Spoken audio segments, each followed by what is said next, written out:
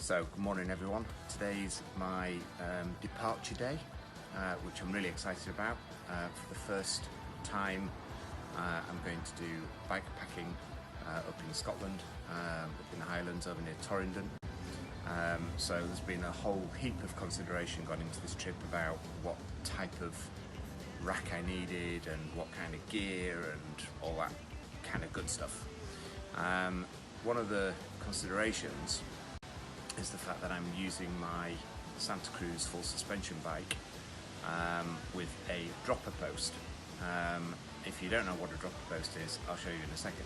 What that does is introduce a whole load of complexity around what kind of bags you're going to have on the back of the bike in order to carry all of your stuff. So here's what I went with in the end.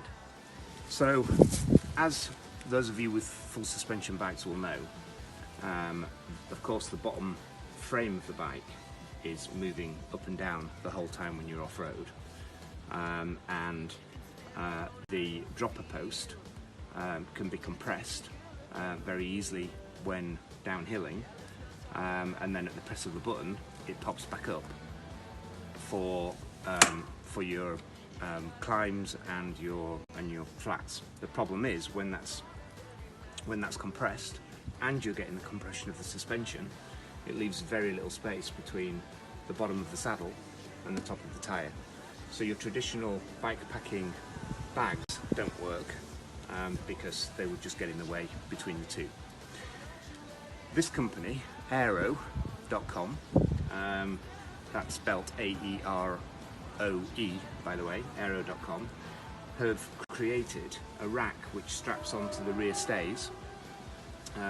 It's absolutely solid. It's a 4-point connection harness, which means it literally cannot move. And onto the side here, and you'll see this in later videos, on the side here attach pods for your gear, and of course your traditional bag base on the top here, so that you can strap a waterproof bag onto the top. It keeps the bags completely out of the way of the dropper post, so you still get full use of the suspension, full use of the dropper post, but you're able to carry all of your stuff. In one of the next videos I'll talk about what that does to the ride of the bike, and if there's any experience alteration from having the weight over the back wheel. So far on the rides that I've done, there has been no difference whatsoever. I can still descend as quickly as usual, but we'll cover that in the wild.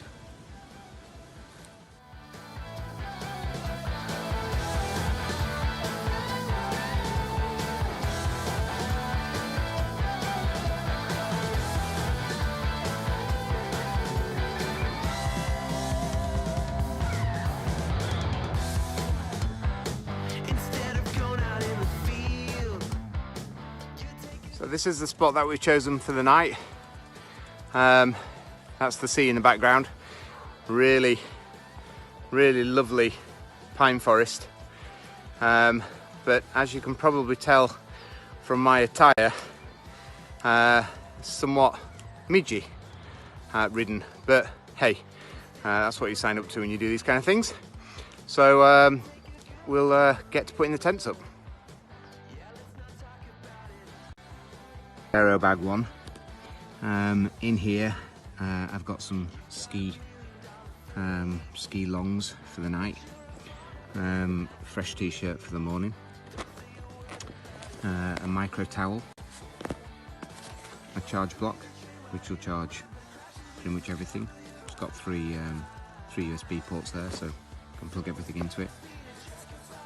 Probably one of the most important ingredients, smidge. Some fire lighters, tent poles, tent rope,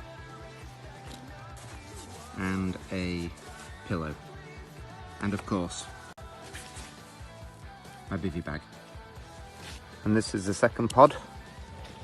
So we've got a long sleeve base layer in there, some beef and potato hot pot. Who could want anything more?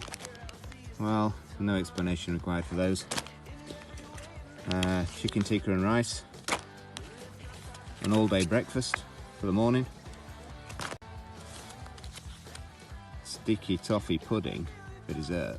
I mean, come on. That is a tarp, which I'm probably not going to be using tonight, but it's there if we need it. Then we've got the silk liner for the sleeping bag. Apparently really good to give you an extra few degrees of warmth, but also a good thing to keep the midges off. Obviously it keeps the inside of your sleeping bag clean as well, because we've got dirty legs from our riding today. Cloud base sleeping mat, which blows up to provide a good night's sleep. And then my cooker with, well, I'll get all of that out for you later. And this is what the bivy bag looks like when it's up. So it's got a little bit of a raised bit at the top there to keep it off your head when you're sleeping. Ventilation under there also keeps the midges out, but good to keep a through of air, reduces cushion.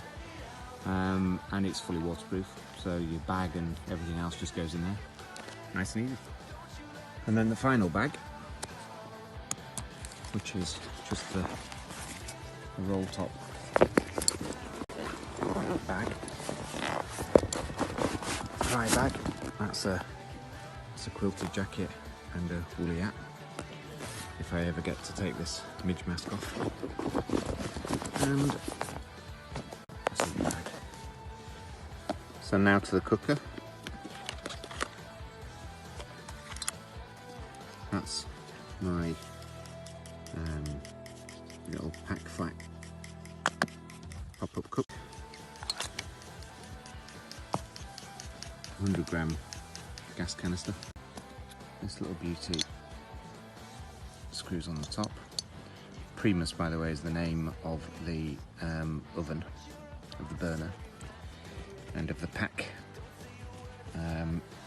You'll pay a little bit more for Primus. You know, competitors are Pocket Rocket or things like that, by MTR, I think they're called. But the difference with the Primus one is that it comes with a pan, which has got on the bottom of it, which I'll show you in a second if I ever get this out one-handed. It's got this filament all the way around the bottom of it, and what that means is that when the gas is underneath, it stops all of the heat going out from the side.